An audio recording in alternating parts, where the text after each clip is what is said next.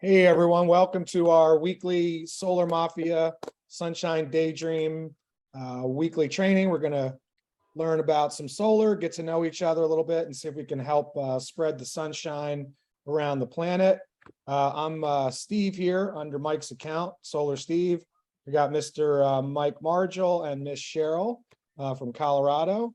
And we're going to go over a couple different topics today, real quick, just sort of mindset, what it takes to succeed in solar and life. A sort of quick overview of that. We're going to do a whole deep dive into that in future trainings. That's probably the most important thing. If you have the right mindset and the right attitude, you can learn anything, right? Especially in a sales or business development job. The most important thing is the space between your ears here. Everything else can follow from that. And we'll go over real briefly the opportunity in solar and what that represents, being one of the largest industries in human history. And I think the most important thing we're going to take a deep dive on today is lead generation and growing your referral network, right? How to get out there and spread the word about solar. Try to keep it simple, right? Find folks to chat with. And then in future trainings, we're going to learn, what to say once we get them to agree to take appointment, how to present solar, the value proposition, the psychology behind sales. That's a whole deep training in itself. But I think the first thing we need to do is learn how to find people to talk to, how to talk to them, and how to get them willing to at least sit down for 5 or 10 or 15 minutes and learn about solar. So we've got some cool stuff to go over today. Mike, what do you want to kick it off here about, what the mindset you think that's important in not just solar, but like sales and life in general to be successful and improve as a person? Yeah, Steve. So everyone listening, appreciate you taking the time to, kind of hear Steve and I's input. Steve and I have been working together for a long time now. We both have over 10 years experience. And with that experience comes a lot of lessons learned, right? I think the biggest advice that if I was to ask myself or, mentor myself in the past, what I would tell myself is to be relentlessly consistent, right? So listen, Rome wasn't built in a day. And I know that might sound, cliche, but it's the truth, right? If you are new in the business here and you expect to be a top performer right out the gate, although that's possible, it's good to also be realistic and humble and really not compare yourself with anyone else other than yourself, right? So one of the things that I've done extremely well over the years is constantly make small improvements, right? Of course, like anyone else, I'm competitive, right? I want to be on top of the charts and I want to be the number one seller here. But that's not always possible, right? Bottom line is we need, and you need as a new consultant to realize that, hey, as long as you're making improvements month over month and week over week, that's really all that matters, because those results compound, right? So if you're new in the business and you only have one sale, well, maybe it's not best to compare yourself to some of the top people on your team that are getting 10 to 15. It's good to aspire to be that, but I think it's better to focus on, hey, how do you get 2 sales? And then how do you get 3? And then how do you get 4? And then more importantly, what activities are you doing? So when I say be relentlessly consistent, you have to have a plan, right? No one's going to force you or baby you or hold your hand. Now, Steve and I are mentors here. We're here to help, but we can't, force you to get up at 5 a.m. We can't force you to go maybe meditate in the morning or read a book, do self-help. We can't force you to have a schedule where you're working like a day job. You're working 9 to 5 or 9 to 8 or whatever the case may be. I mean, yeah, listen, solar is great. The fact that we can work from anywhere, right? We can, travel and work remote and go on vacation. But my encouragement and my words of advice to anyone starting out is treat this like a job, right? Now, maybe you don't have as audacious goals as myself or Steve. Maybe you're someone that's just trying to make a side income, right? You're just trying to maybe put a few deals here and there. That's fine. But analyze what are you trying to accomplish? If you're someone who's trying to accomplish a multiple six-figure a year earnings. Well, okay, what is it going to take to get that, right? If you're someone trying to accomplish seven-figure yearly earnings, great. What is it that you're going to do to try to accomplish those goals? So have goals, have clear defined goals, right? Have a plan to execute on those goals and be relentlessly consistent in the implementation of that activity, right?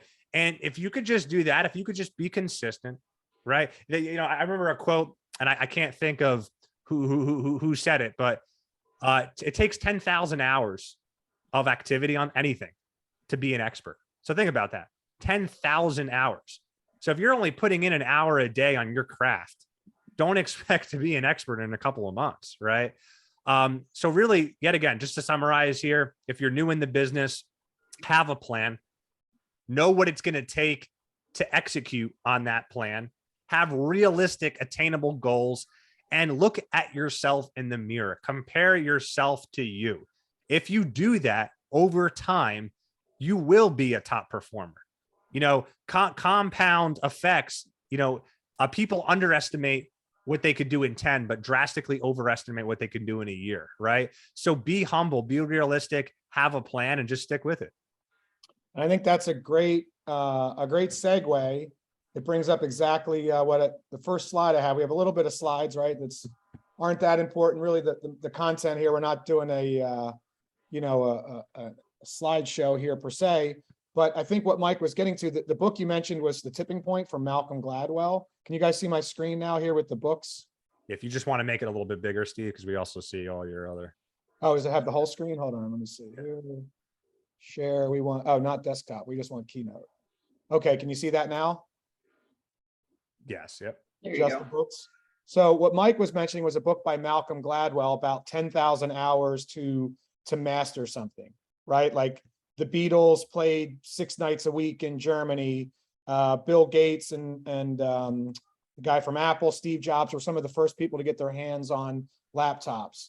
The reason that some of the Canadians are the best at ice hockey is just the time put into it, right? And overnight success takes a while. And I think the most important thing, I heard another quote that sales is a self-development program that you get paid for, right? So the more you can improve yourself and the more you can improve your communication skills, your listening skills, your own, internal motivation, find what your why is and what motivates you, as opposed to extrinsic, right? Like a boss or a teacher or society telling you what to do, right? If you can find your internal why, what motivates you, what lights your socks on fire, then the details don't matter per se, right? Solar sells itself, right? You can take these skills and, everything is sales, right? Getting your kids to do their homework and brush their teeth, right? Convincing your spouse where you want to go to eat, convincing yourself to go to the gym, right? Everything is sales. And the cool thing about this is that none of it's rocket science. So my sort of philosophy that I copied from Tony Robbins, that he copied from Brian Tracy, that he copied from Napoleon Hill and Dale Carnegie, that they copied from the Bible and the Stoics and the Buddhists and all the great thinkers of the ancient days, is success leaves clues, right? None of this is anything that I came up with or Mike came up with or Cheryl invented. These people didn't invent any of this stuff, right? There's principles in nature and in the universe and in life, right? And so I think there's a science and a psychology to success in sales, and it follows the laws of nature and the laws of the universe. And not to get too woo-woo like The Secret, right? On, I'm a hippie at heart, even though I cut my hair. I don't know if you can see my Earth shirt here. I'm putting on a monkey suit just for pretending to be professional. But I'm a hippie at heart is how I got into solar, right? About 12 years ago, I've been doing this. Probably helped about 700 homes in 20 plus states to go solar.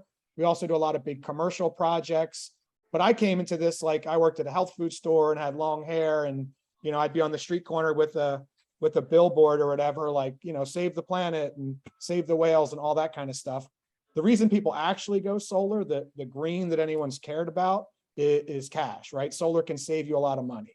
So solar is just math, right? It's just mathematics. That's why some of the top companies in the world, Fortune 500 people, the US military, Walmart, Wall Street, all these big companies are going solar because it's like printing money. And we'll get into that in deeper trainings, but solar sells itself, right? All you need to do to get people to go solar is sit at the kitchen table or sit on a Zoom, which is another skill we'll go over, and just get them to listen with an open mind. Now, to get to that point, right, we're not going to start out selling solar.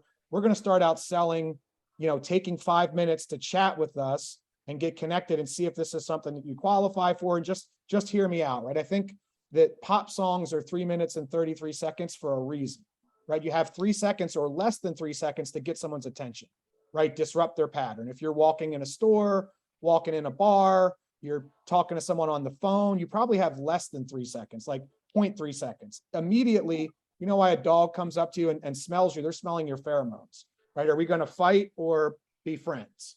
Humans dance around it. What school did you go to? What sports team do you like? What's your pilot? Whatever, right? They're basically what they're getting at is, can I trust you to sit down and break bread? Or are you coming and going to, burn my village down and steal my berries, right? Can I trust you? So the biggest thing is to develop rapport and trust. And most of this is nonverbal. A lot of it's body language and psychology and your tonality. And all of this, to bring it back to what we're focusing on today, comes from books like this, right? And all of these things are free, right? The library, 3% of people have a library card. How much, and everyone says, oh, 95% of people control the wealth. I'm the biggest hippie ever met. Power to the people. That's why I'm in solar. I think it's, sad that there's some people that have so much, why so many have so few. But there's the same amount of people that control everything. 3% of people have library cards. 3% of people write their goals down, right? So despite the problems in the world, anything is possible, right? So the first thing is you have to believe in it. So I'll pass it back to Mike here in a second, but I just want to get out this. These are probably the two most important books I think you can read, that everything comes from that. So Think and Grow Rich by Napoleon Hill and How to Win Friends and Influence People by Dale Carnegie. So both these guys wrote back in the 1920s and 30s, right after the Roaring 20s and then the Depression. So Napoleon Hill was hired by Andrew Carnegie, who was the richest person in the world at that time, the big steel magnate, all these Rockefellers and these people that back then. And basically what he was trying to do was codify his science and psychology of success. And all of these people, like, I'm not materialistic. I could give two shits about money, right? I just want to be living on a beach and be free. I don't care about material things. These were all self-made people. And the basic premise is study self-made successful people that are at the peak of their game, right? And success doesn't necessarily mean money. Whatever success means to you, right? A happy family, a happy, you're in shape, you have freedom, whatever your version of success is, go and see who's the top and the best of the best and copy them. So copy Michael Jordan. What sets Elon Musk apart from everyone else? What is Nikola Tesla and Thomas Edison and Henry Ford, right? The people that were super successful back then and back now. So what are those people doing that's different from the rest of the people? And it's real simple, just copy them, right? And I think when you see things like The Secret on Oprah, and everyone's like, oh, I'm just going to meditate and write a check for $1 million and it's going to just manifest magically. Well, that's part of it. You have to believe it to achieve it. You have to believe it's possible and have an open mindset that things are possible, but then you have to work your fucking ass off. Excuse my French, right? Step two is you work, right? And these things are not just woo-woo crystals and burn some incense, hippy dippy. This is science, right? These are the laws of physics. It's how the universe works, right? Everything in the universe is vibrations, right? You look at electromagnetic frequencies, and if you play a tuning fork at a C and you hit another one, that's going to vibrate and entrain in harmony with that. So if you can just like you're turning a radio dial in, if you can get it dialed in and you pick up on that frequency, that's how nature works, right? And so the essence to me of sales is you're transferring energy, positive energy. You're confident in what you're doing. You're relaxed and laid back. And if you have a good energy and a good vibration, as hippie as it sounds, you're going to attract, your vibe attracts your tribe, right? So if you're talking with homeowners or business owners or your neighbor, right? Even outside of sales, like think how you act when you're not in a sales situation, right? Be the opposite of a salesperson. Be a trusted advisor. Be casual, like, hey, Cheryl, how's it going? How was your weekend? Oh, that's cool. right? The secret to be interesting is be interested in other people, right? So ask people questions and go 2 and 3 deep, like not what sports team do you like? Oh, you like the Phillies. I like the Phillies. Cool. How about this? Here's your tax credits. No, like really get into it with people, develop trust as if you were sitting around a bar having a beer, or hanging out with your friends, and take that same level of trust and rapport.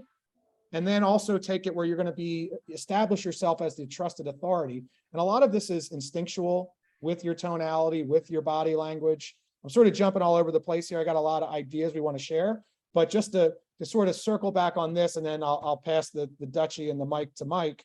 The idea is these are the principles of the universe, right? And Brian Tracy talks a lot about planting seeds, right? So you follow the harvest. So you plant your seeds, right? And you can't just sit there. You're going to have to rip up the weeds, fertilize the soil, till the soil, keep the pests and the bugs away, protect it from the heat, water your crop, right? And some birds are going to eat some of them. This is also the parable of the sower that came from, biblical stuff. All these ancient ideas are kind of universal, is my point. So you can't just sit there and magically you're going to get 1 million sales and $1 million. But if you tend to that and you water it and you take care of it and you understand that birds are going to eat some of the seeds, some of the ground's going to be rocky, it's not going to get to much, some's going to have mold or mildew. But if you take care of that all through the summer, in the fall comes your harvest, right? And you're going to have so many tomatoes that you're going to need to make like ketchup or salsa or have friends to give them away. So my idea is that this mentality and this idea of abundance, that the universe and nature wants abundance. So if we can get ourselves in harmony with the laws of nature and the laws of universe, have a good mentality, right? Get our mind right, get our vibes right, and go forth and work really hard, that we're going to get a harvest that is more than we can even imagine. And we could go on for this for days, and we will do deeper dives into all this kind of stuff. We're going to get a reading group going, a book of the week type thing. But to simplify it, right? Like your vibe attracts your tribe. The universe wants abundance, but you also have to put the hard work in, right? And so, Mike, do you want to maybe elaborate on that, or Cheryl, any ideas? I tend to go on tangents, so feel free to interrupt me anytime. Yeah, the only thing I would add on that, to keep it, really short and sweet here, is yes, educate yourself, right? Like don't, expect to grow without implementing anything.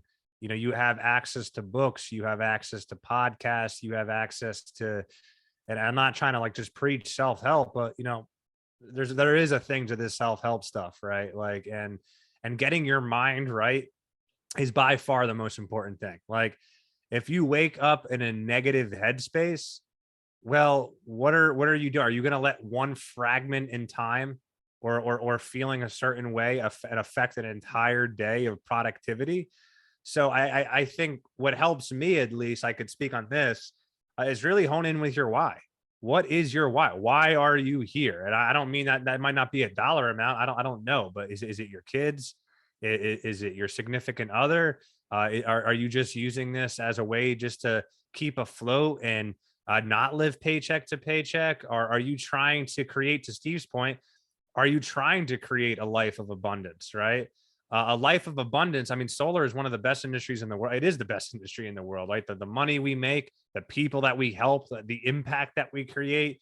But you really have to tune in with your why, because if you're just focused on the money, right? So I don't really know who's going to listen to this, but whomever does, if you're a younger kid, guy or girl, and all you have fixated is the money, that's only going to bring you so far, right? A paycheck, yes, we're here to get paid, is one thing, right? But you really need to hone in with your why. So, maybe our first step here is, waking up and something as simple as just having a moment of gratitude, right? What are you thankful for today? What are you waking up that's amping you up about today, right? What are you excited to accomplish today? What are you thankful for? What have you accomplished this past week that you're thankful for? And maybe jot down your why. Maybe hang it up in your office, right? Or I don't know, whatever the case may be, you really need to hone in with the why. And part of that honing in and having that mental headspace is by reading the thoughts of some of the most intelligent people on this planet. Like that's why I love books so much, Books allow you to get into the mind of some of the most, you are literally interviewing essentially some of the most successful people on this planet. And it really helps wire your brain and to think and clear underlining perspectives. That's really what's going to help you really have a successful career in solar, right? You need to be level headed. You need to know, like, if you get an agitated a client, where you get a client that cancels, are you really going to let that impact an entire day or 2 days or a week of activity? Or are you going to buckle up, have a good attitude and go on to the next one? So that's really all I had to say regarding that, Steve. Yeah, you bring up a good point, right? The attitude of gratitude changes your latitude, right? And a lot of these things are kind of cliches, but like Mike's saying is, if you can distill the wisdom, and none of this is rocket science, like we all kind of know it. It's stuff our grandparents told us and our parents told us, like some of them are, aphorisms or cliches, but they're that way for a reason, is because there's some truth to them, right? And these are things that, and Tony Robbins, who, some people think, oh, he's kind of woo-woo or cultish or, positive thinking. Tony Robbins says, listen, I'm not a motivational speaker. Like, I'm not going to tell you, oh, sit there and meditate and the world's going to get better. He's like, no, he uses psychology and science, right? The psychology and science of how to change your mental and psychological state to get yourself to take massive action, right? Knowledge, all the stuff we're sharing here, you can read all the books, you can go to the podcast, you can go to the seminars, you can woo-woo, jump up and down.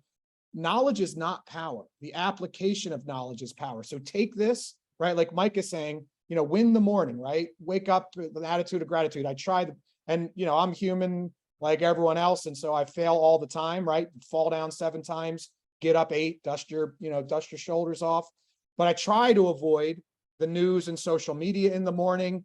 Don't check email, try to wake up some gratitude, some kind of breathing or meditating, whatever that looks like for you. Some sort of fitness, whatever that looks like for you. If it's yoga or just moving your body, some kind of healthy nutrition, whatever that looks like for you, right? I love green juice. I love yerba mate. I find it's better than coffee. Whatever gets you going, protein shakes, a healthy breakfast, some time for yourself to have like some silence so that you're crafting your day and you're getting after your day as opposed to being reacting, right? If you check email, boom, you're in reaction mode. If you look at social media, the news, oh my God, the sky is falling, Chicken Little, the world's horrible, people suck, right? In reality, the world's amazing. Most people are good. We live in one of the best times of human nature in history, despite all the problems, and there are many. And solar checks off so many boxes as far as helping problems, right? We can really, really help save people lots of money that are struggling, right? The average solar system is like planting 3,000 trees and avoiding tons of pollution. You can measure how many kids won't have asthma attacks or cancer because of that, right? If we can get off foreign oil and have solar power and electric vehicles, we're eliminating 80% of the major pollution, right? You can imagine American-made solar panels and electric cars. You can power your house and car essentially for free once this hardware is paid off in about 5 to 7 years with the sunshine. No one can own the sun. It's equally available to everyone. It's empowering. So as you can see, I get all excited, right? So that's part of my why, is I'm a hippie at heart that wants, forget save the planet, we need to save the humans, right? We're going to run out of fossil fuels, and nothing against coal miners or, oil workers that made the whole 20th century possible. I don't want to have a horse and buggy, even though I lived in Lancaster and a lot of the Amish have solar on their barns and their buggies, which is pretty amazing. I like technology. It's cool. But we're going to run out of oil anyway. And the oil comes from the sun. And I'm just going off on tangents of solar, but just sort of real quick, the opportunity of what solar is, besides all this wonderful stuff of empowering people and protecting the planet, creating tons of local jobs that can't be outsourced, right? Getting off foreign oil, making a more peaceful, prosperous planet, right? Our oil addiction, not to get into geopolitics, but that's why everything is going on in Russia and the Middle East. It's oil. Right? No one can own the sun. So if we can get off of this finite commodity that can be controlled by people at the top, and all of us peasants fight over scraps and divide and conquer with race, religion, politics, bullshit ideologies.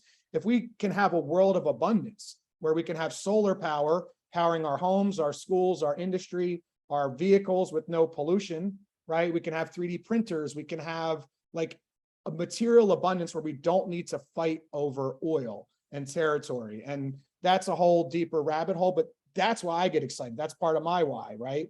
So I just get so lit up about that. But as a business segment, right, the opportunity in solar energy is the largest industry in human history, right? The world runs on Duncan, right? Well, the top traded commodity in the world is oil, petroleum, and number two is coffee. These are the fuels of industrial civilization, right? Well, every technology in history disrupts all of these things, right? We're talking on cell phones and computers, not landlines. We watch Netflix, not cable. We have Uber, Amazon, Airbnb, Tesla, right? Technology disrupts these old monopolies. So energy is the largest industry on the planet. It makes the cartel trade look like child's play. Before that, spice was one of the biggest things in the Middle Ages. The world runs on energy. So we have a technology that's disrupting the largest industry in history, and it's been growing exponentially for the last decade, right? So this is sort of, not to get too off a tangent here, but this is the rate of technology adoption throughout history, right? Where no one has it to everyone has it. This also happens with good ideas, right? Like suffrage and civil rights and equal rights, right? And technology, it starts out expensive and weird and scary. Why do I need a car? I've got a horse and buggy, right? That's a crazy, weird toy for rich weirdos. Henry Ford doesn't invent the car. He makes the assembly line to make cars affordable. Once that happens, everyone gets a car and a radio and a TV, and it's only accelerating in the digital age, right? Innovative disruption. So what that means is, this is not my opinion. This is just math, right? So technology always gets better and faster and cheaper at an exponential rate. So the orange here is the cost of a solar panel. The blue is the number of installations. If you can look here, this is not some newfangled thing. Jimmy Carter had solar panels on the White House in the 70s, right? I always ask older people that I meet if they remember where they were when we landed on the moon. The reason being is we could not have gone to the moon without solar panels. It's been on every satellite since 1958. This is not new stuff. This is mature military grade technology, just like your cell phone, just like the internet, GPS, microwave, satellites. It's all military equipment. But when it first comes out, and scientists have known about this since the 1830s, it's not new in any way. The first modern commercial panels really were developed in the 1940s and 50s at Bell Labs in New Jersey, but they were so crazy expensive that only the military could afford a little solar panel for a satellite. And we had them on calculators, and that was about it. So what happens here is the price of this equipment plummets, right? Because technology gets better and faster and cheaper. So it's literally 90% cheaper. Here's about a decade ago. This is the tipping point that Mike referenced earlier, the 10,000 hours and the tipping point. This is when solar becomes cheaper than coal and gas, right? Forget ideology of the environment and world peace and kumbaya, just economics, right? A megawatt hour of coal costs this, a megawatt hour of solar costs less. This is when it really accelerates. This is when I got into solar a decade ago. Since then, the price has plummeted another 90%. Literally, this is what happens with every technology, right? A flat screen TV first comes out, it's 10 grand. Now it's a couple $100. Cell phones first came out, maybe I'm dating myself, the Zach Morris, the Wall Street brick phone, $10 a minute and thousands of dollars for one of those. Now the cell phone we're talking on has more computer power than everything at NASA combined when we went to the moon, right? That's if you believe that we left the flat earth to go to the hollow moon, right? I'm sorry, I have no tolerance for conspiracy theories. So what this means is solar is now the cheapest form of energy on earth. Once that happens, the rate of adoption is growing exponentially. This means it's doubling literally every year, right? So the human mind thinks linear, right? 1, 2, 3, 4, 5. Exponential is it doubles every year.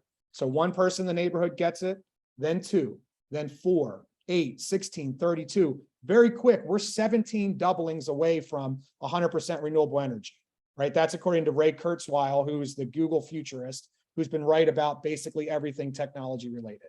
This is what technology does, right? This is the TV, the washing machine, the radio. So this is inevitable. The largest companies on the planet that are also the ones using the most solar, right? Wall Street invested 3 times more money into solar than coal and natural gas last year. Nothing against coal miners, but the Stone Age did not end because we ran out of stones, right? And so my point here is the US military uses the most energy on the planet. They also use the most solar. The Pentagon is committed to 100% renewable energy as soon as possible. right? And I just sort of want to show you real quick, and then I see your hands raised there, Mike. I'll pass it, but I'm on a little bit of a rant here. Just want to share this idea that if the largest organizations in the planet using solar, right? It's not Whole Foods and rich hippies. It's Walmart, Target, the bougie Walmart, Google, Apple, Costco, Amazon, Macy's, IKEA. The US military uses the most solar on the planet. The Pentagon wants to be 100% renewable energy as soon as possible. Nothing to do with tree hugging or the rainforest, right? For the military, it's about energy independence and national security, right? We literally are sending 18-year-old kids into harm's way to fight and die for our oil addiction while destroying the planet and making the world's worst terrorists and dictators rich, right? Meanwhile, the sun shines free and we can manufacture solar panels, batteries, and electric cars here and create lots of jobs for those people and avoid the need for those wars and take away the financing for those awful dictators, right? No money, they have no power, right? That's how capitalism works, right? That's how this country was formed. In a way, we were rebelling against Britain, didn't buy their stuff, right? You want to tax paper and tea. All right, cool. We're going to grow our own paper. We're going to grow hemp. We're going to make our own stuff and we don't need yours, right? So it's about energy independence, right? Harnessing our own energy that can't be controlled by anyone, whether that's monopoly electric companies that have been raising rates for 5 to 7% every single year for 100 years. That's tripled since the year 2000. This year, natural gas is up 1,000% thanks to Putin's terroristic invasion of Ukraine. So electric is skyrocketing, doubling, tripling, 45%, 70% in Texas, right? Technology is always getting better, faster, cheaper. We've seen this in every aspect of our life, right? This is what I was talking about before with the cell phones, right? The cell phone now has more computer power than we went to the moon.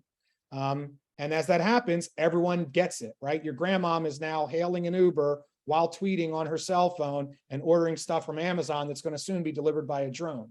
This is inevitable. This is not my opinion. People are going solar whether you help them or not. So if we can just capture a percentage of that, right? Help the folks in your neighborhood, help some local schools, people can achieve generational wealth and abundance for your families so that you can be like those Rockefellers and those people, right? You can set your kids up where they never have to work. And you obviously want to teach them to work. We don't want to create that, but set your family up where you're not paycheck to paycheck, where you can help the world. You can help homeowners. You can help people save money. You can get them a product that costs nothing, right? There's free lease and PPA or financing that pays for itself in 5 to 7 years and literally saves people tens of thousands of dollars. People are hurting right now. Middle class, working class folks, they're struggling paycheck to paycheck. We have a solution that really, really helps them save tens of thousands of dollars, get 10 or 15 grand in tax credits, get state money once that solar is paid off, because that's what people don't understand when it comes to free, right? This equipment pays for itself in 5 to 7 years, right? Meaning, 70 years ago when Jimmy Carter had solar panels on the White House, right back here, this is President of the United States with solar panels. This is Amish folks with solar panels. This is not new technology, folks, but it cost millions of dollars. This is probably a 500-year payback. A decade ago when I got started, it was about a 50-year payback, right? This was a Whole Foods luxury purchase. Hey, you're spending $1 for electric, spend $10 to be solar and it'll be paid off in 50 years, but it's green, right? Only super rich people could afford it. Now it's gotten so cheap, literally 90% cheaper, a 5 to 7 year payback, meaning that hardware is going to be paid off in about 5 or 6 years.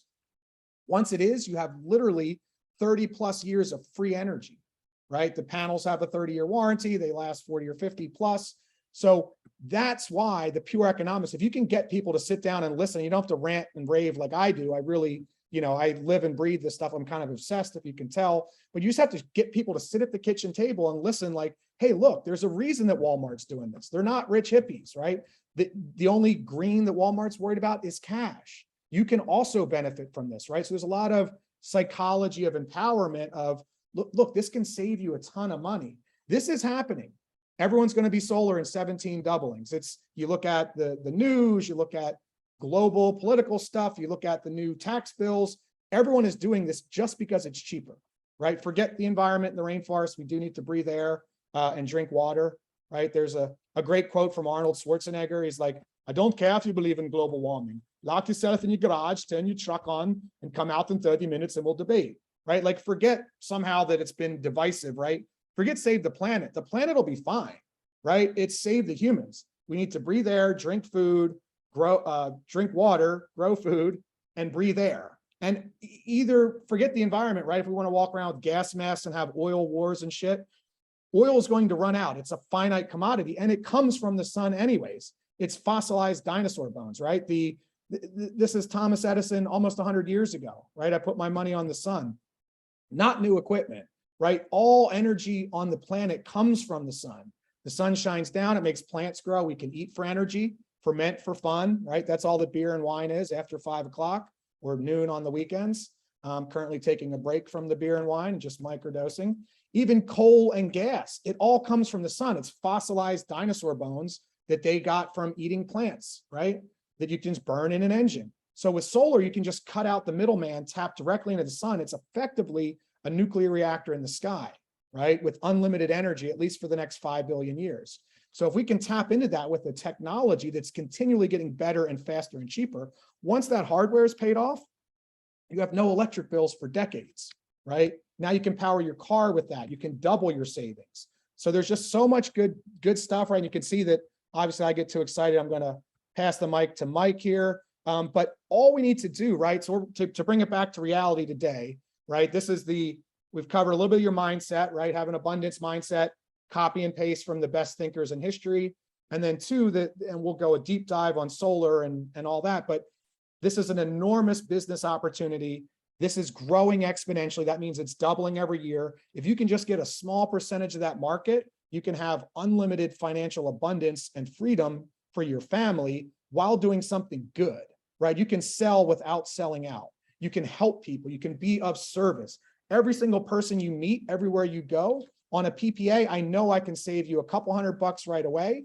And as electric rates increase every year, right? And you don't, if I can lock you in, I know I can save you 20, 30, 40 grand, and it costs you zero, right? The analogy I use is, let's say we had a time machine, to go back to the year 2000, gas for your car is $1 a gallon. What if I gave you a gas card for 95 cents forever, right? Now, most people are going to say, well, big deal. Who cares about a nickel, right? I'm busy. Leave me alone.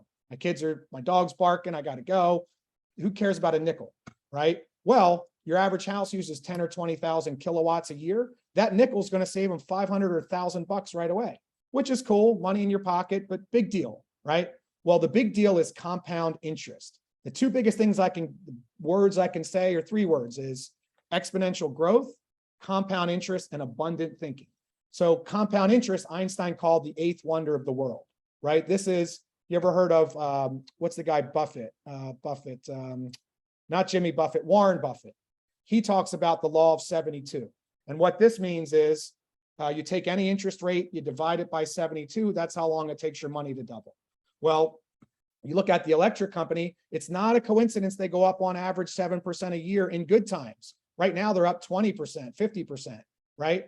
The reason for that, Warren Buffett talks about the stock market, right? Where if you look at the S&P index, right, which is just a snapshot of the whole economy, it goes way up. Right now, it's way down. But as long as people keep having little people that need to eat food and live in houses and buy stuff, historically, it goes up 7 or 8%.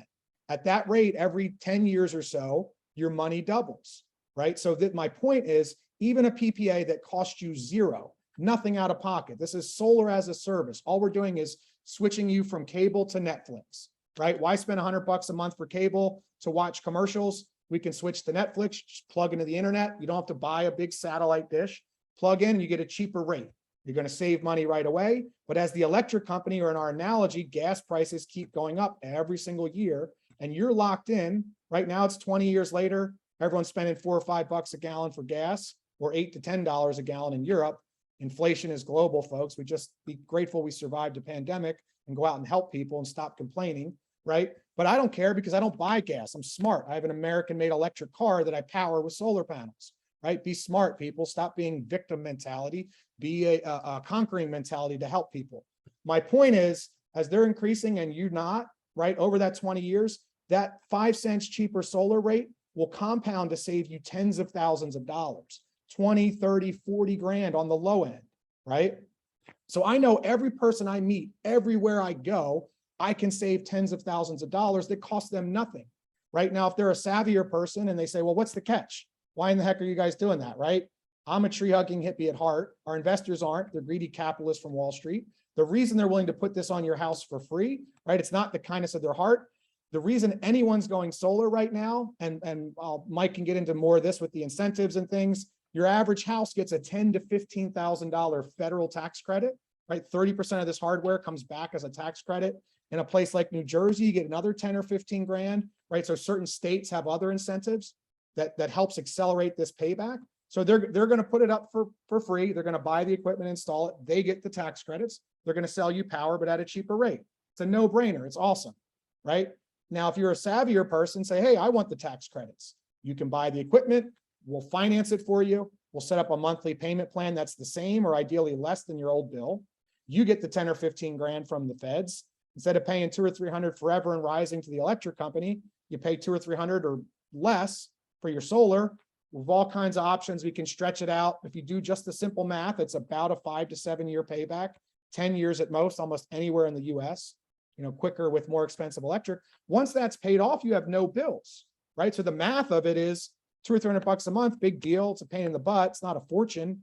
We don't think times 12 months a year, that's 2,400, 3,600. Let's call that 3 or 4 grand and rising. Even if it never goes up, once that equipment's paid off, these panels have a 30-year warranty. They literally last 40 or 50 plus years. That's not my opinion. There's panels from the 70s that still work.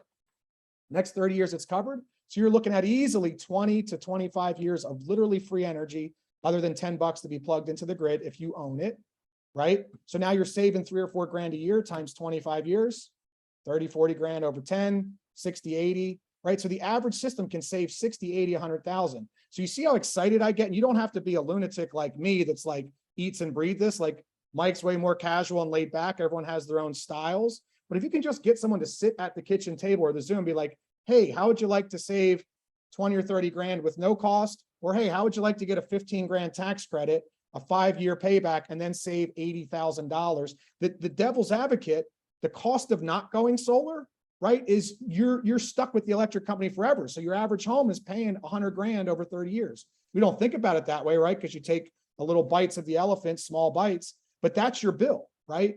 So everyone we meet, we can help save tons of money that they can use for way more important stuff, like their family and their kids in college, and invest that and let that grow exponentially.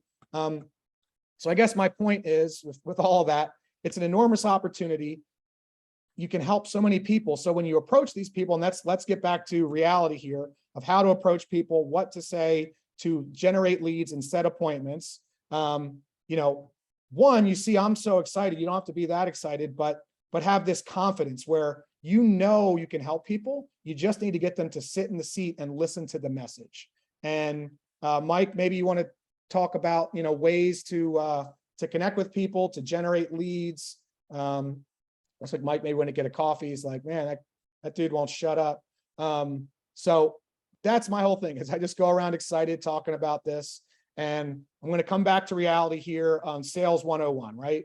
Sales is a transfer of energy, emotion, and surety. I know that I can help you save a bunch of money with solar.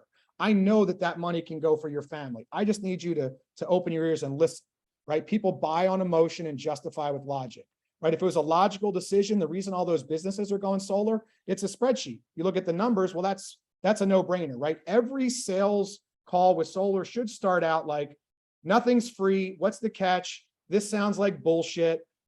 Communism, it gets dark at night. It gets cold. This shit really doesn't work. You got to be rainbows and butterflies. This is some hippie bullshit, right? To the end of the presentation, if they listen to the 15, 30-minute presentation, it should be, well, that's a no-brainer. Why isn't everyone doing that? And then they are Walmart, Google, Apple, right? If Walmart and Wall Street are doing something, there's a reason Main Street needs to do it next. We just need to educate people, but they're not logical, right? So they have emotions, and that's why we need to connect with them and develop rapport. All of this stuff, like we were saying, is an art and science. You can learn and copy this. And so you need to create rapport, right? The dog's going to come up and smell you. Can I trust you, or do I need to bite you? Right? So we need to create rapport through leading Socratic questions, right? That means, unlike this is not how I deal with the customer. The whole time I'm asking them questions, right? Tell me more about that. Tell me more about this, right? And Socratic questioning is a method from Socrates, if you watch Bill and Ted, the old Greek philosopher dude. you ask people questions to guide them where you want them to go, so they think they came up with the answer. You're creating an emotional response, and then you pair bond yourself and your products as the solutions to their problems using storytelling and analogies, not telling. So selling is not telling, it's storytelling. We're storytelling people that sit around the campfire and tell stories. The reason, TV and YouTube and Facebook, right? It's a plastic version of people hear stories, right? They don't care about features and benefits. This is a 400 watt, 249, that doesn't really matter. People don't care about that, right? So if you create an emotional response, and this is what advertising and marketing does, right? You look at a 30-second commercial and riding down the road and the wind in your hair and, a pretty gal or pretty dude, and you're smoking a cigarette and you're, a Mustang, and really you're buying like a depreciating rust bucket car on credit with money you don't have to impress people who don't matter, and it's going to sit and rust 90% of the time, or a washing machine, right? So they're using a lot of emotional, psychological manipulation to get you to buy a bunch of crap you usually don't need. But the good thing is solar really, really helps people. It really helps them save money. It actually provides security for their family. Their home is their most important investment. Tons of data that solar makes their average house 49%, 15 or 30%, 15 to 30 grand more valuable, right? So it does lots of things, but people are naturally and rightfully skeptical, because even though it's been around for 100 years, it's new to them. So what we need to do with this rapport and trust is just get them to trust us enough to sit at the table, look at their electric bill. Once we do that, it's game over, right? It sells itself. So Mike, I sort of went off there. Cheryl, sorry, I got on my soapbox. Mike, let's bring us back to reality about, okay, we're excited about solar. We got a good mindset. We woke up and worked out. Now, what do I do? How do I go and find people to talk about this? And how can I generate leads, right? That's yeah, I mean, I think that unfortunately, I'm kind of pressed for time here. So I think that we did a really great high level overview of why solar, the mentality, and I think for next week's call, we really maybe take the week to, and if you want to touch upon it today, Steve, that's up to you. But what I think we should do is take this all in. That this is a lot of information, and I don't think we should overwhelm everyone with all this information today, because I think the lead, where do we go from here, is a whole topic in itself. I don't think that's going to be something I could go over quickly. So I think we should save that for next week's training session, which is going to be Thursday at 1 p.m. So we were running a little late. This was the first time we're doing this, but we plan on this to be a continual event moving forward. But I do got to head out. I mean, hopefully everyone took to heart what you said, Steve, and that's really all I got to say here. So, but wait, there's more. It slices, it dices, it chops. I think we did a deep dive, and I got excited, and you might need sometimes to pull me off with the sheep thing there on stage, but so the most important thing, the takeaway, is your mindset, right? Copy and paste from. This is all free. Go on YouTube, go on podcast, go to the library, copy and paste all this stuff. Take the top people, right? Mike and I have lots of experience. Check out the Bernasso brothers, check out JC Rangel, check out Michael O'Donnell, right? None of those, I'm an idiot, right? Like there's nothing special about me. Mike's a great guy, nothing special about him, right? So like all I did was copy and paste other successful people, right? And we all, fall down all the time. But if we can get our minds right, and we can get this content, it's not rocket science. This is pretty basic stuff when you're actually sitting and going over solar. So if you have a good mindset, go forth with this like attitude of abundance and gratitude, and just be like a sunny, shining person with good energy that wants to share this message, right? The reason that I think, Vivint did so well in the early days of solar is they had a bunch of kids from Utah that were used to, they approached solar from an evangelical mindset, right? Not to get into religion or anything, but the idea of we're not sharing a product and a service and a widget, right? It's a product, but what we're sharing is a mindset and an idea and a way of thinking. So we're trying to convert people to our way of thinking, right? The first thing we need to do, Mike had to bounce, he has an appointment. The first thing we need to do is get butts in the seats, right? So we can get someone to, sell enough sizzle so that they're going to sit down at the kitchen table or at the Zoom or on the phone or at the bar or on an Uber right? Just to hear how this works. At the end of it, it should be like, oh, well, that's a no-brainer. Sure, I'd like to save money, right? Sure, I don't like taxes. I'd love to get some taxes back. Yeah, I don't really like my electric company raising my rates and my gas rates going up. Sure, I'd love to get that lower, right? Tell me more about that. But people are naturally skeptical. The biggest problem with solar is it like sounds too good to be true, right? Like, you know, a decade ago when I first started selling this, like it was crazy expensive. There wasn't leasing and PPA. There wasn't financing. Like write a check for 80 grand and it'll be paid off in 15 or 20 years at the end of the life of the equipment. Like, hooray, you went green. Like now it's such a no-brainer just on pure economics, but people are skeptical. So we need to develop trust with them, right? And develop rapport that they'll be willing to hear the message. And once they hear the message, like a monkey should have a 30% close rate, right? But if you can really hone your skills of psychology and sales and listening and self-development and communication and body language, and really the pitch of how to present this in a compelling way, right? Most people I see, they're like, oh, this is the 400 watt black on black with this inverter and blah, blah, blah, blah, blah. And a Hemi engine 240, like no one knows what any of that shit means, right? Kilowatt hours and like, no, it doesn't matter, right? You got to keep it simple. And I'm, you know, notoriously overcomplicate things. We don't want to give people analysis paralysis, right? Do you want to save money? Do you want to pay more or do you want to pay less? Do you like paying taxes or would you like a tax credit, right? Do you like being at the mercy of cartels and monopolies that jack your rates up, that hurt your family? Or would you like to take back control of your own power, right? Would you like to save money? Would you like to make money? Would you like to protect your family from power outages? Would you like to protect your home, your most important investment? Would you like to make that more valuable, right? Would you like to save more money for your family, the most important thing to you, right? So people are skeptical because their house is their most important, their most valuable asset, and their family is the most important thing. So they should be defensive, like, solar, I don't know. I heard some stuff about that. It gets dark at night. What the hell? You know, what if so like, that's how people should react at first. So don't be alarmed by that, right? Grow some thick skin and people are going to have the same 5 common objections, right? Nothing's free. What's the catch? How do you guys make money? It gets dark at night. It's cold. We don't live in Florida. Isn't it going to mess up my roof? It's got to be some kind of commie bullshit hippie scam. And then like, once you get through all that and you're like, oh, the US military and the top Fortune 500 companies on the planet are doing this based on purely economic reasons. Oh, here's the 30-year warranty. Oh, there's panels from military bases from the 70s that still work. Okay. Oh, I get to, like, once people see that, it's like, oh, well, that's, you know, it's as simple as, and I always use analogies, right? Analogies and storytelling, right? Feel, felt, found, right? Instead of just boom, boom, boom, here's the data. I'm just doing a data dump right now. Sorry, not sorry, because I'm trying to get like 10 years of knowledge into 30 minutes or whatever, or however long the Zoom goes. But when you're with the customer, right, you want to ask them questions. Like everyone interacts with this thing every day, right? Your cell phone, your car, these products people understand. So for me, it's about analogies, right? Like, oh, I was over at my parents' house and a commercial came on TV.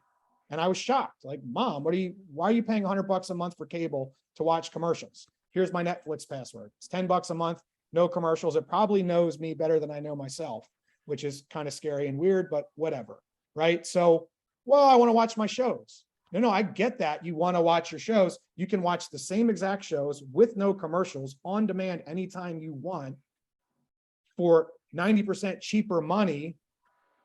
Well, I want to watch my, no, Mom, you're not understanding here, Mom. I can't let you spend $100 a month in good conscience, $1,200 a year, $12,000 over the next decade, $25,000 over the next 20 years to watch fucking commercials on cable when you can use my Netflix password that's $10 a month.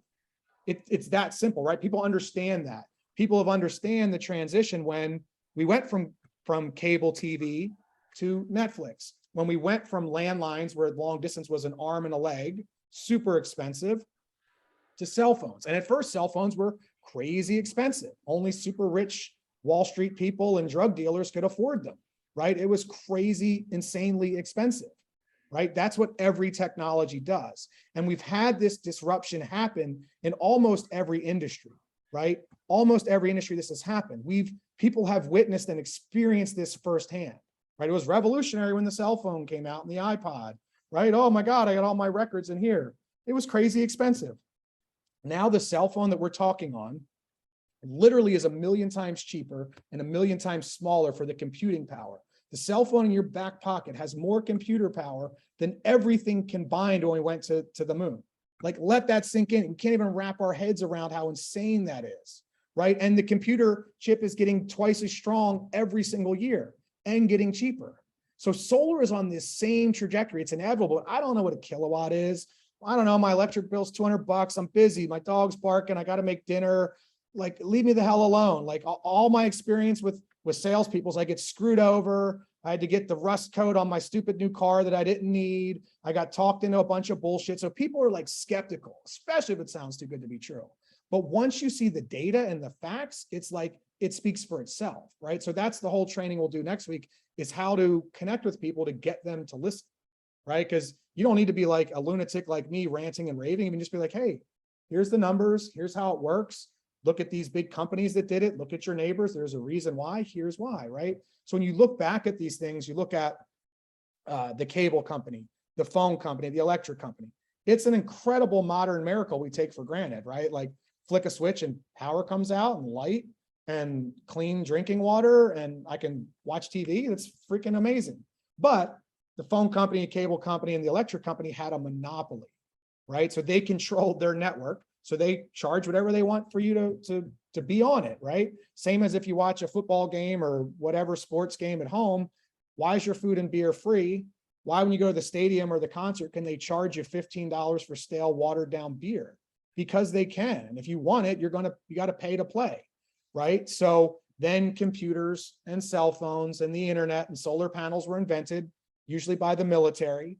It was so expensive that only they could afford it. And a lot of it was top secret, right? I don't know if people realize, like, GPS was top secret till the late 90s, which is behind Uber and Instacart and all these delivery things. It's predicated on GPS, right? On solar powered satellites. That, I don't know if we covered this, right? The history of solar here. I mentioned asking about the moon landing. The reason I ask people about that, right, is because we literally couldn't have gone to the moon without solar panels. This is not some newfangled hippy dippy app, like some new thing, right? This is over 100-year-old technology, right? And I asked them to think it's rugged, it's military, it's strong. There's a reason, like I was talking about analogies. In real life, I think it's tacky as hell to name drop and number drop, right? Like, oh, I met Willie Nelson, and oh, the ROI on my investments is like through the real, like, that's horrible. Like, I never do that in real life. But here, the reason I'm constantly bringing up the military and Walmart and Google and Apple and talking about money, right, is because people trust Google and Apple and the military. These are billion-dollar trusted brands. And they know that if Walmart's doing something to be green, it's cash, right? Walmart would sadly run their facilities on kittens if it saved a nickel. They know it's not some holier than thou tree hugger hippie bullshit. It's purely economics. If they're doing it, it has to work and it has to save money, right? They're not doing this for the butterflies in the rainforest, which is why I got into this, right? So what we're doing is borrowing the authority of the military, borrowing the authority of Wall Street, borrowing the authority of the smartest, most profitable, greediest companies on the planet, right? People get greed. Oh, okay, I get a tax credit. That's how, or you guys get a tax credit. All right, that makes sense, right? But, oh, we're just going to install this for free to make world peace and save the butterflies. I'm not buying it, right? That may be why I'm doing it or why other people are doing it. Those are ancillary benefits, but economics unfortunately rules the world. The beautiful thing about this is the economics are inevitable, right? The ROI is typically 20 or 30% for your average project. Yeah, Cheryl, what were you thinking there? So the new owners of the Broncos are Walmart family people. They just bought like a $20,000 house here in Denver. It's got solar. And Yeah, I doubt it's because they want to save that much energy for the environment. It's because it's cheaper for them to run their house on solar. exactly. It's a no. You look at a lot of the stadiums, right? I think the last couple of years have been solar Super Bowls, where a lot of the stadiums have solar panels on them. You look at where I'm from, the Eagles, I think out in San Francisco, a lot of them have it, like the covered parking, you might not notice it. And that's why, right? So back to the moon landing question. And the reason I asked that, right, I'm not asking that willy-nilly. So I have a whole presentation with very specific questions that are designed to elicit a specific emotional response. I'm not just like shooting the shit, like, oh, I remember the moon landing. People that were there remember that, like JFK, the moon landing, unfortunately, stuff like 9/11, these are seared into people's brains. And the moon landing is kind of the pinnacle of technological civilization in a lot of ways, right? This optimism, this what we can do with technology, the Camelot era of JFK, like it was a feeling and a vibe that I wasn't there, but people that were there remember exactly where they were, right? And then they've also seen from black and white TV to color to the internet, they've witnessed all of this, right? Maybe as younger people, we sort of take a lot of this stuff for granted. But I actually had someone say, yeah, I was in Florida at Cape Canaveral, right? Turns out the dude worked for NASA, and he was like, he was there. He's like, listen, kid, I don't know who the heck you think you're like lecturing here on your stupid soapbox. This was around before you were born, right? Before you were a glimmer in your parents' eye. I was there. It's no big deal. It's not rocket science. It's basic chemistry and physics, meaning sunlight shines down on silicon is all it is, right? It's basically melted sand, just like computer chips. Somehow the photons stimulate electrons. I don't know how, magic, physics, whatever, right? This was first observed in the 1830s in France, the photovoltaic effect, right? Photo light, voltaic electricity. The first prototypes were built in the 1890s in New York City. The modern prototypes were really built in the 40s and 50s, 1954 in Bell Labs in New Jersey, right? From Ma Bell, the AT&T. So they had a blank checkbook from AT&T, and from the military, they invented satellites, computer chips, solar panels, all kinds of other stuff, right? Way before Silicon Valley of the East Coast, based on the research of Einstein and Nikola Tesla and other folks. And then, but it was crazy expensive. So you could see how big this satellite is, right? Tiny little solar panel probably costs like millions and millions of dollars. So that's why we only had it on our calculators forever, right? So my point is, technically, we could have done this long ago. It's not hard to melt down sand and make little strips of silicon. It's not rocket science. It's basic chemistry and physics, right? And the reason, like Jimmy Carter did this in the oil embargo, right? Now everyone crying about oil prices. It's like, hello, like, do you guys not remember the first two Gulf Wars? Do you not remember the oil embargo in the 70s when there was lines for gas, right? And you could only get gas on odd or even days. Our entire industrial civilization is built on fossil fuels, which was a huge upgrade from having to like chop wood and whale oil, and like more power to the Amish. I think it's cool that they want to be subsistence. I don't think I could do that, right? So like it was a huge upgrade with, coal and gas and plastics and all this cool stuff. The only side effect being is, one, it's going to run out. It comes from the sun anyway. And then a side effect, one, is pollution, right? Which, we're arguably destroying the planet. I think it'll hopefully be all right if we can get it in check. And we have a lot in Pennsylvania, where I grew up, in Texas and Alaska, but a lot of it is in places that are very hostile to us.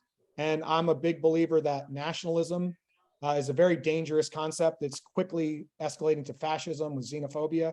So nothing against the good people of the Middle East and Saudi Arabia and Russia. Like, I can break bread, drink vodka with the Russians, and smoke hookahs with the Saudis. The people all around the planet are good, most all of them.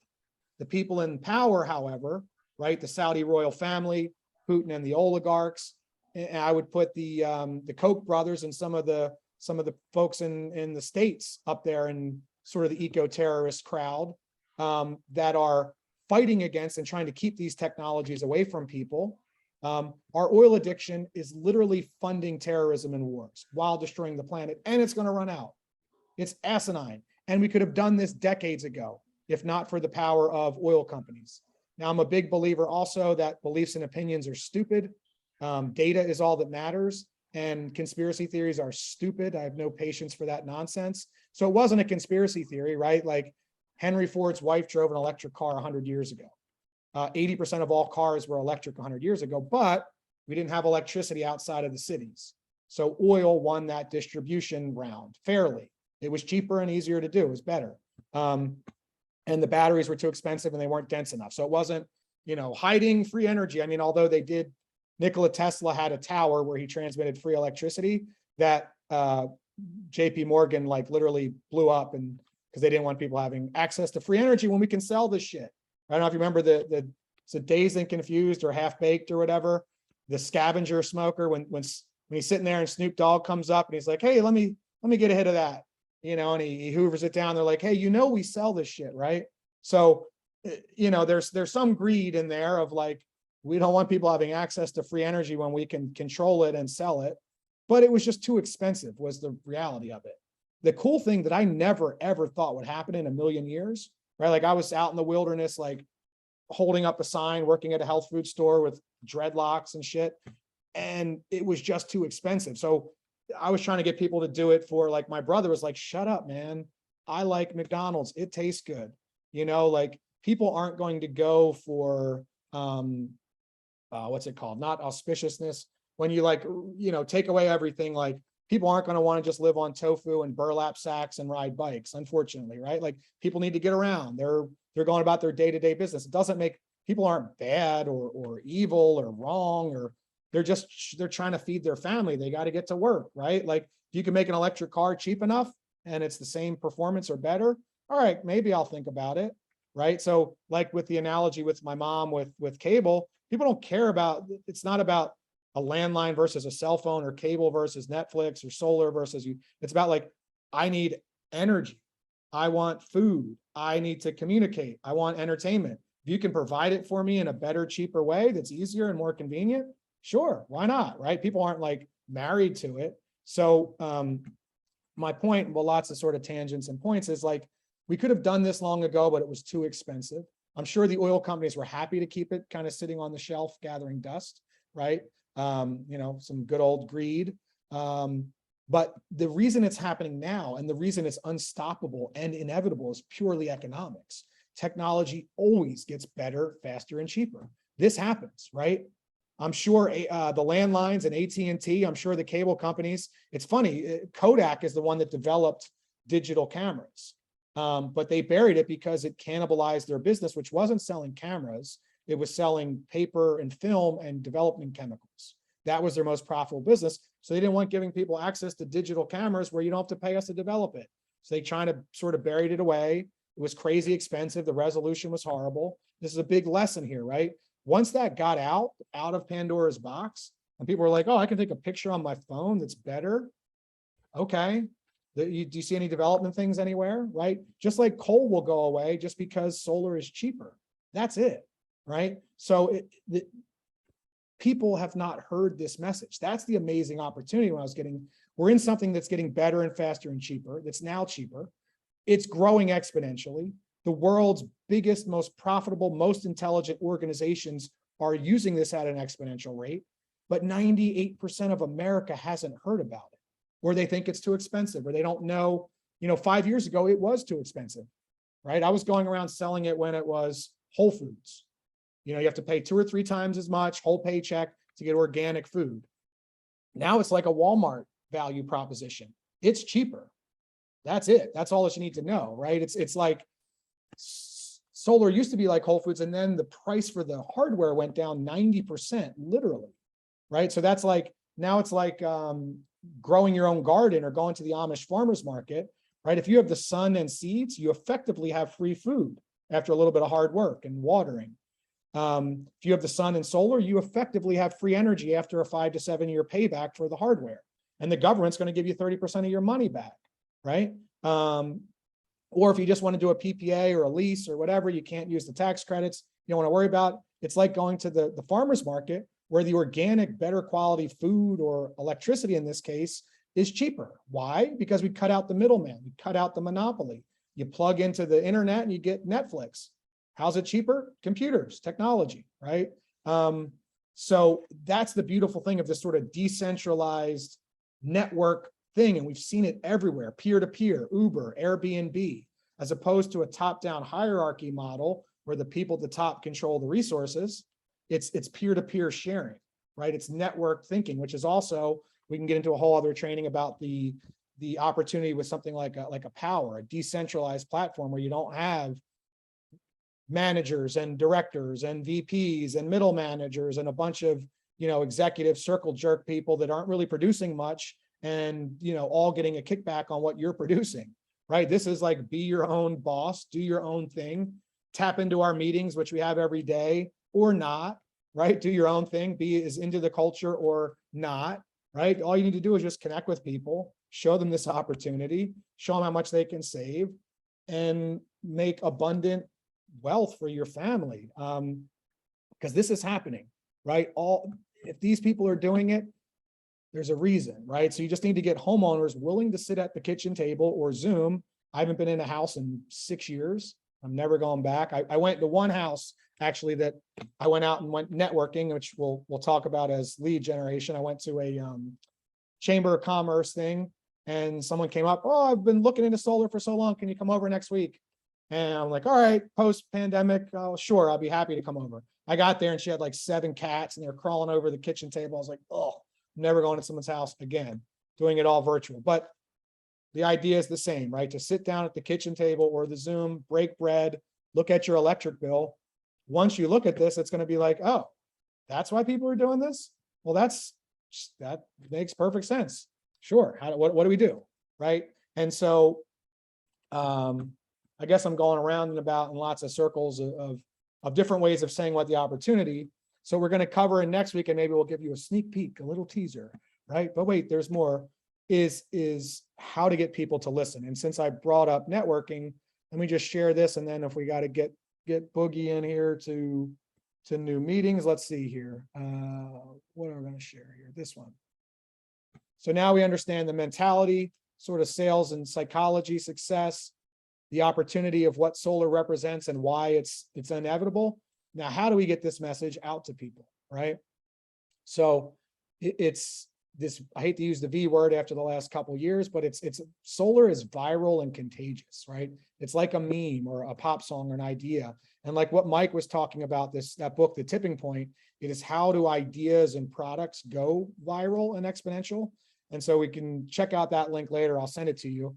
But mounds and mounds of data show that the biggest single indicator for people going solar is their neighbor got it, right? So once your neighbor sees it, how much did that cost? What do you mean it was free? Or what do you mean you got a 10 grand tax credit? Like, what are you talking about? That sounds insane. And then once they see that, it's like, oh, well, sure, I can do that as well. So, this is a whole article I'll share with the group, but basically, if you can you see this animations where once one person gets in, so I worked at Solar City 10 years ago, right? It then became Tesla. A lot of people talk shit, but I love Elon and his mission, even though he's going down some rabbit holes with Twitter and whatnot, but some of the concepts and the technologies and things that he didn't invent, right? Like Steve Jobs didn't invent the cell phone. Elon didn't invent solar or electric cars, but making it cool and hip and green and then mass producing it to make it affordable is a revolutionary, actually the world's had enough revolution, an evolutionary concept. But we used to have people, so we're talking about lead gen. So when I first got started, we had people set up in Home Depot and Costco. One of my buddies, Sunshine Dan, who was one of the best in the whole country at it. We're going to have him on for a training about, people would set up in Costco, going in to buy a hammer or some paint. Hey, have you heard about solar? Blah, blah, blah. And they would set up appointments. I would go into the people's homes and present it and hopefully close the appointment. So yellow was someone that got set an appointment from Home Depot. And what you see is once you get your foot in the door of that neighborhood, green is the people that were referred. So people should rightfully be skeptical of salespeople, but they trust their friends, right? They trust their family, they trust their pastor, they trust their school's PTA or teachers, they trust the football or soccer coaches, they trust their friends. So their friend is like, hey, you're a normal person, you're not a crazy tree hugger, you're not Rockefeller. How'd you get this solar bullshit up on your house? Like, oh, we put it up for free and you got a lower rate. Oh, like Netflix. Okay. That makes sense. So, you can see that this viral contagious idea happened. Now, back in those days, we had people setting appointments for us. So I would just go and show up to the appointment. Elon then bought Solar City, it merged with Tesla. And he's like, we're not paying Home Depot to set up in their shops. We have our own shops. So then I had to quickly figure out, looks like Cheryl had to go to her appointment. So I'll wrap it up here a little bit.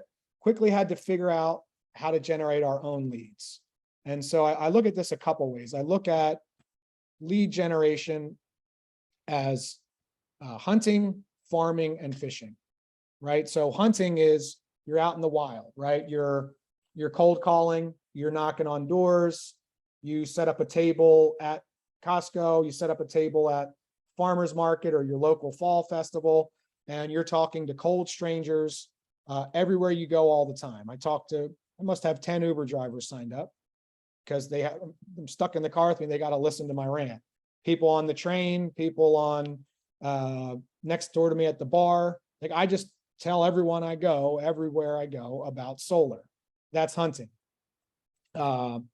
Fishing, I would call like lead generation strategies where you baited your hook and you've got it out there. So we'd call like online advertising and marketing, right? Where you have forms that people see an advertisement, they click on it, they fill out their information, they bid on your hook, right? You can also do that IRL in real life, where I would set up and have raffle baskets at the farmer's market or the event, and also at local businesses, which we call channel partners, right? My buddy owned a coffee shop, another lady owned a yoga shop.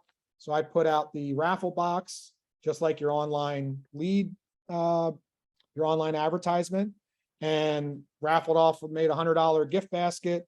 And I told the local business, hey, anyone that signs up, you get a $500 referral fee. And it gave people a $5 cup of coffee gift card to sign up.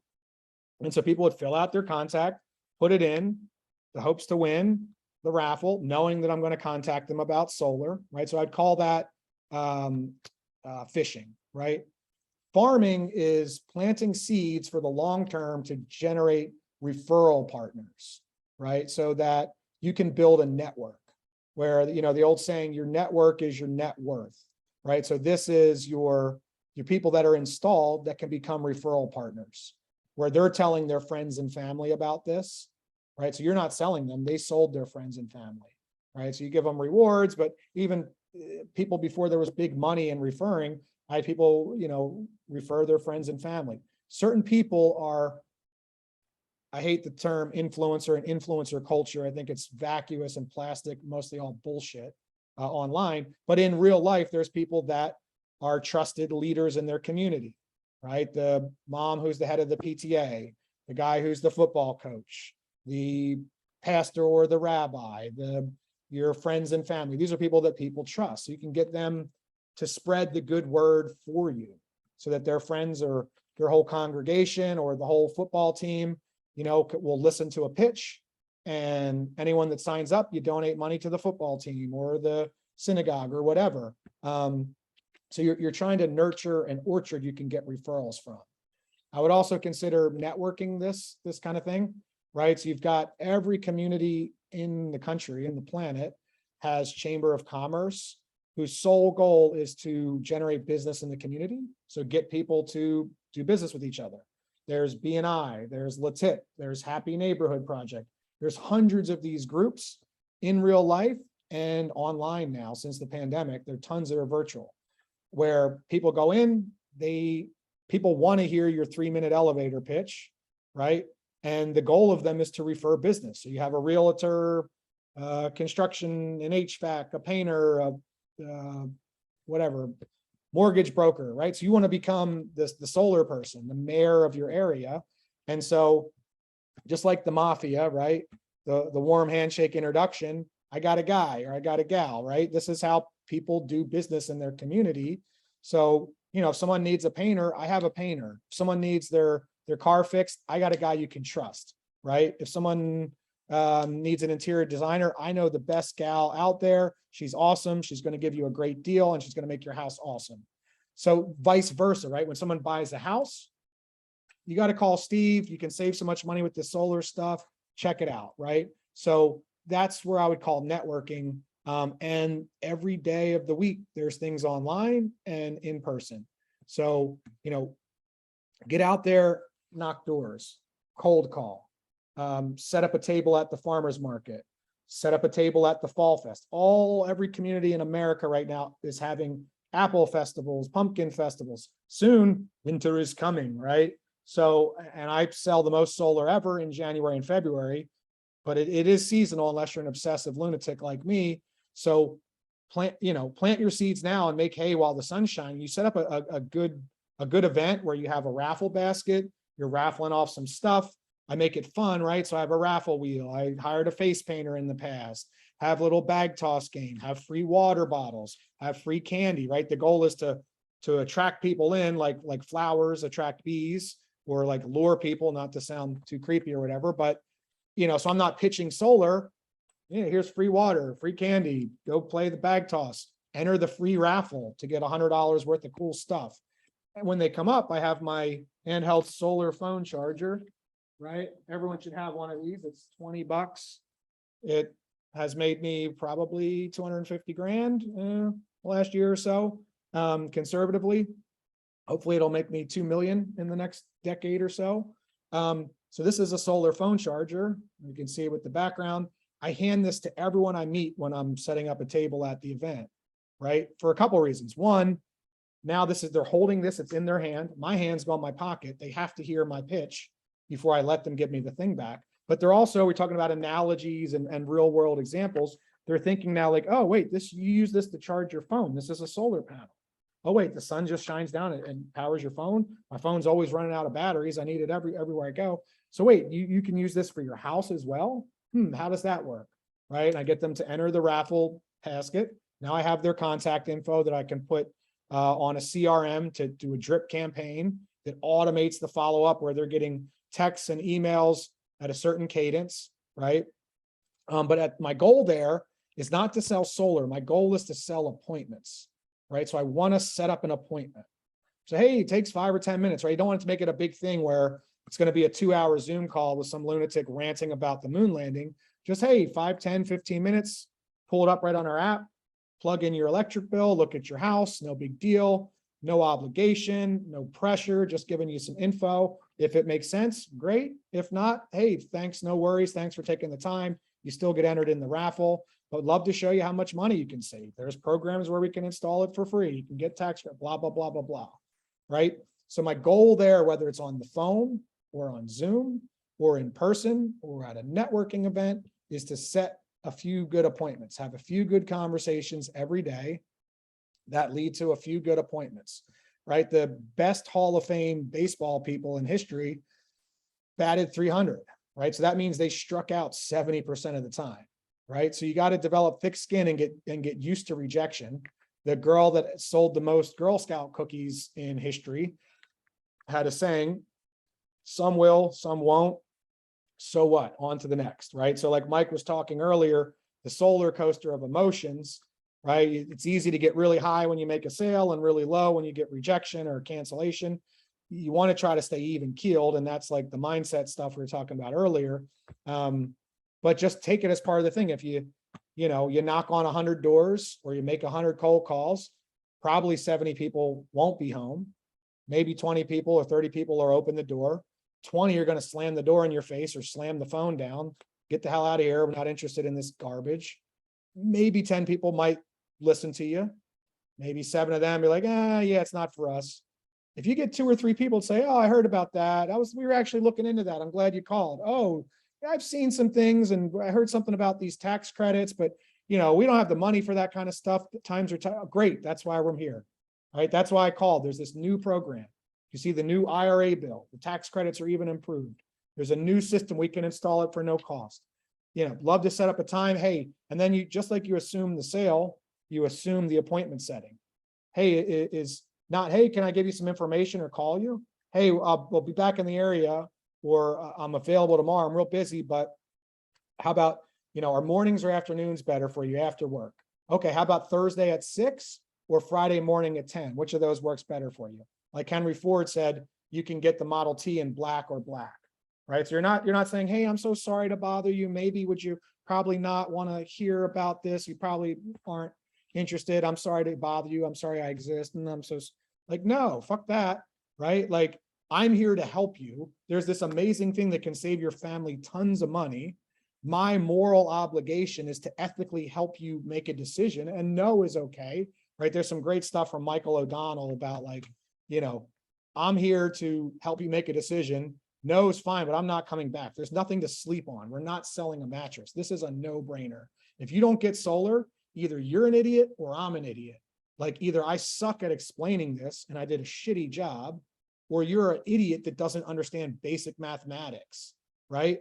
But if you're a semi-normal person and I'm half a semi-normal person that can communicate vaguely, and you go through it and you should sign up 20 or 30% of the time if you suck, right? Now, if you really get good and you study these books and you study psychology and you study tonality and body language and how to communicate, and you have passion and confidence, but you're also like laid back and relaxed, you can use humor, you can communicate, you make them feel comfortable, right? You pet their dog and they get out their photo album and they're telling you about their summer vacation and their grandkids, and you become a trusted advisor, right? Not like a sleazy used car salesman. You're there to authentically help them, right? And if it doesn't make sense, if they live in the woods, if they're 80 years old and can't use a tax credit, if, in some places they have cheap power, I can't save the money, right?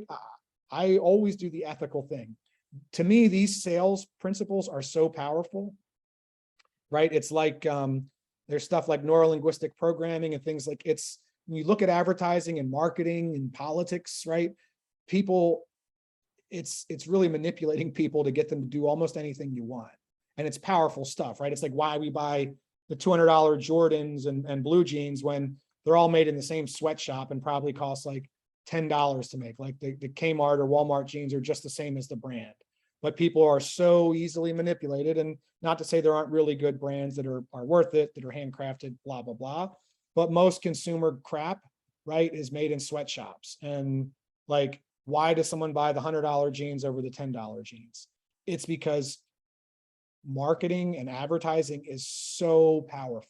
So to me, it's important that we use these tools ethically, morally, spiritually, and righteously, meaning like we use them to help people always. We never use these for like the dark side or to manipulate people for something bad. Like, I want to help you save money. I want to show you how it works.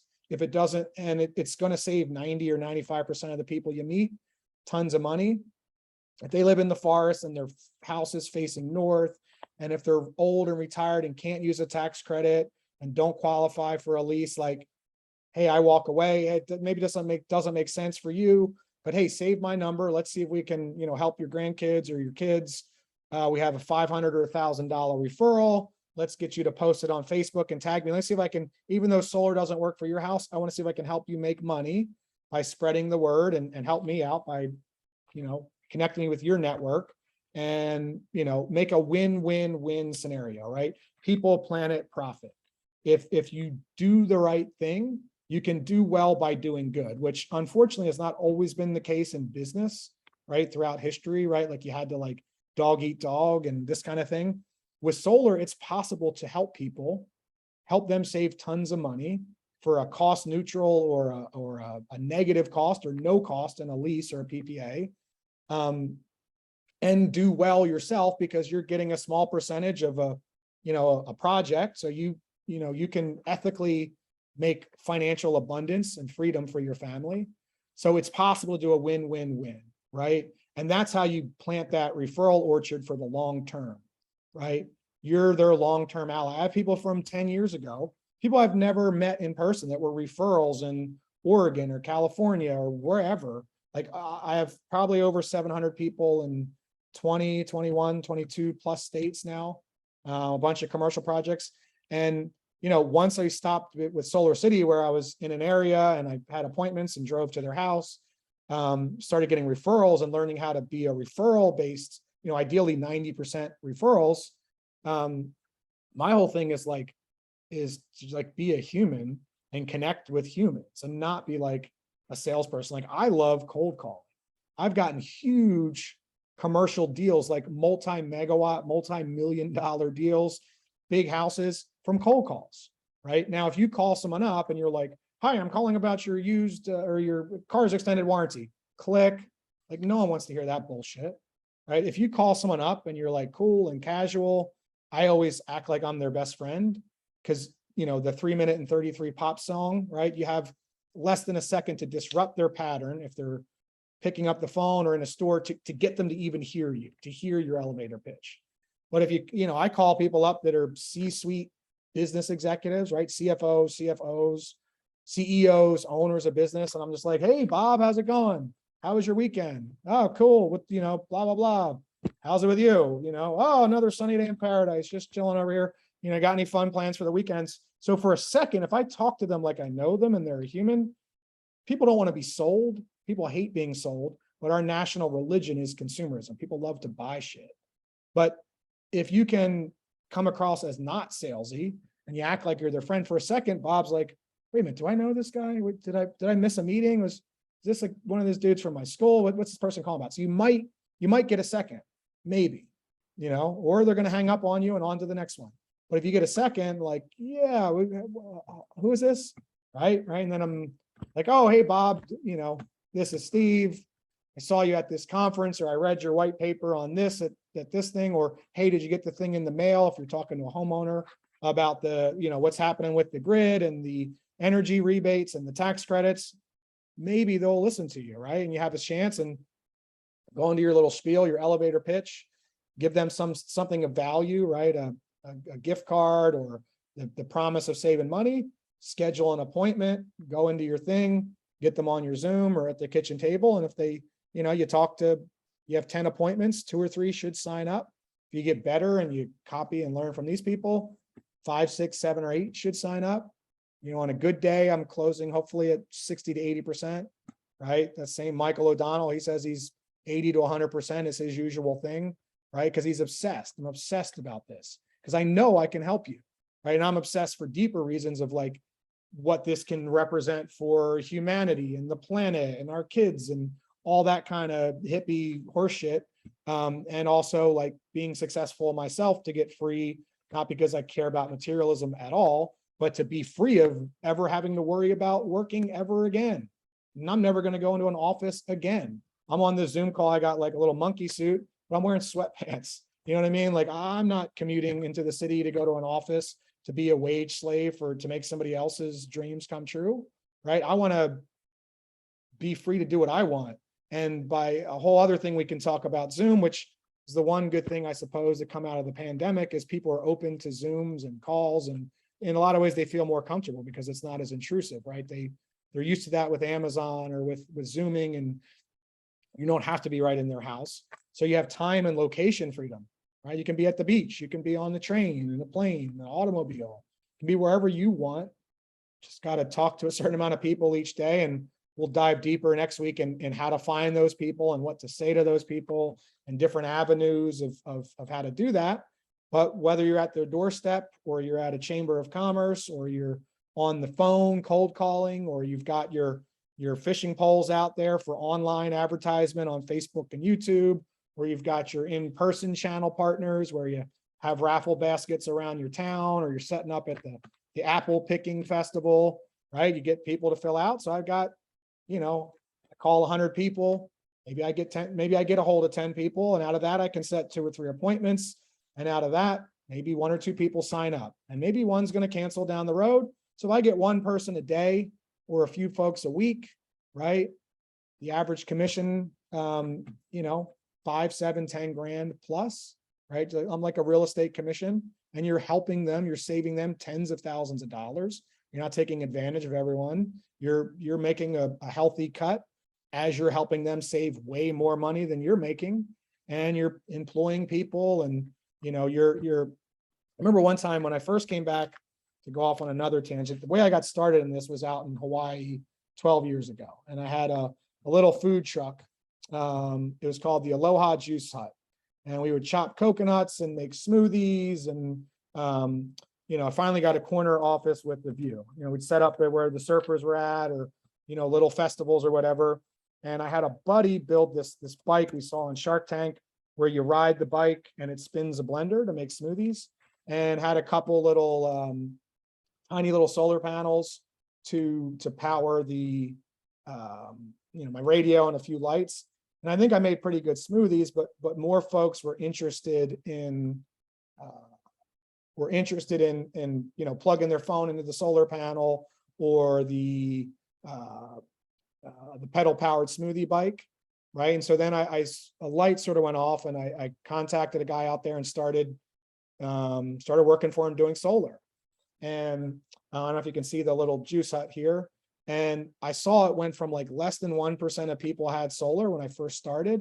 When I left Hawaii, like 12% of every home and business was solar. Now there's a lot of articles that Hawaii and Germany and China are postcards of the solar future, meaning when I was out there, electric is like literally 4 or 5 times more than electric on the mainland, because it had to get shipped in. They didn't have coal or nuclear, right? It had to be shipped in on a tanker.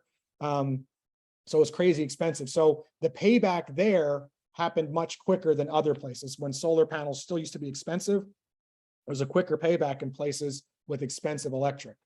So I came back thinking for a week or two for Christmas vacation. I was telling my granddad about, the solar stuff starting to really happen out there. It's starting to take off. And he was the one that told me, and I said, hey, this is really cool. I'm really into this because I was, into all the hippie stuff. It's like, I don't want to turn into like a sleazy used car salesman, taking advantage of people. And like, I don't believe in the corporations, man. And he literally shook me. He actually slapped me, to be completely honest, like nicely, like he shook me. He's like, you stupid, spoiled little shit. He's like, do you have any concept of anything? And he's the one that told me, he's like, it's possible to sell without selling out. If there's something you believe in, if you really believe in this stuff and this solar bullshit, or you believe cannabis should be legal, or you really believe in, you're a chef and you love cooking, or you really believe, whatever you believe in, if it's something you're passionate about, right? Like, it's your moral and ethical obligation to go out and help people with it.